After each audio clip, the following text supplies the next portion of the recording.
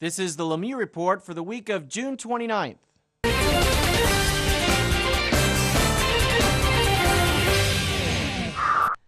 Topic 1. As the Florida Cabinet turns.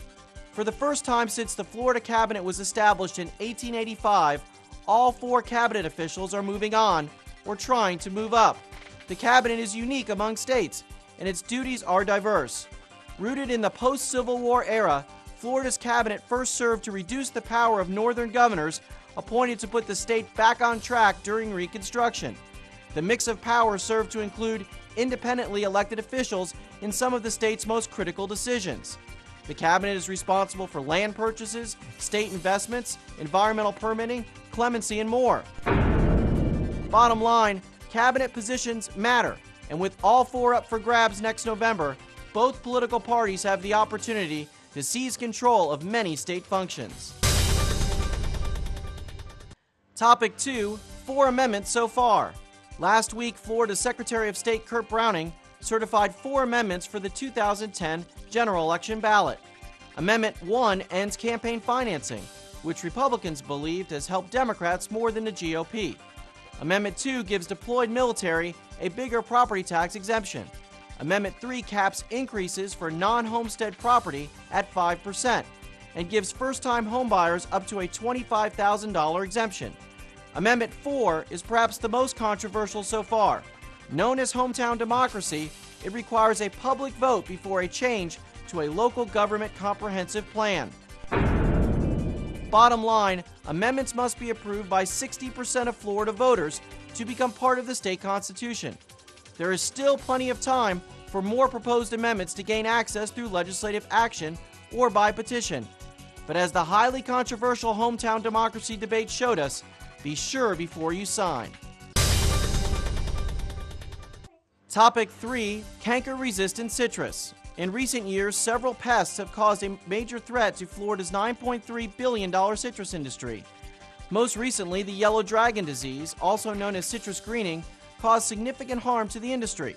An even more significant problem, the citrus canker, prohibits a citrus plant from reproducing and caused the destruction of a total of 16.5 million trees in southern Florida last year alone. The 2 pests pose a serious threat to citrus trees across the state, but if all goes according to plan, science may triumph. Canker and greening resistant trees produced by Texas A&M will be transferred from small plots for testing in a commercial grove here in Florida.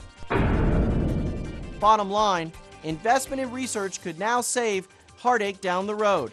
Private industry investors who seek to profit the most from a flourishing citrus industry need to jump in and fund continued research to solve the problem for good. Topic 4. Insurance update. Citizens insurance customers are about to see an increase, but it won't be as bad as it could be. Under legislation signed by the governor, citizens' rates can only go up by 10% a year. That's not the best news given the economic climate, but without the change, some policyholders would pay as much as 40 or 50% more next year. Also last week, the governor vetoed legislation which would have allowed private property insurance companies to raise rates without governmental review. Bottom line, citizens must remain fully funded in order to cover claims, where the state assesses everyone's insurance policies, auto and property alike, to make up the difference. The governor also made a good decision to veto the deregulation of property insurance. Something must be done to stabilize the market, but this was not the right solution. Topic 5. Florida's big banking trio. For more than a year, news stories detailing bank failures of some of the biggest banks in our nation's history have become practically commonplace. The result? Acquisitions, mergers, and the creation of new banking conglomerates. Less than 15 years ago, the top 5 banks in Florida held just 11% of the deposits.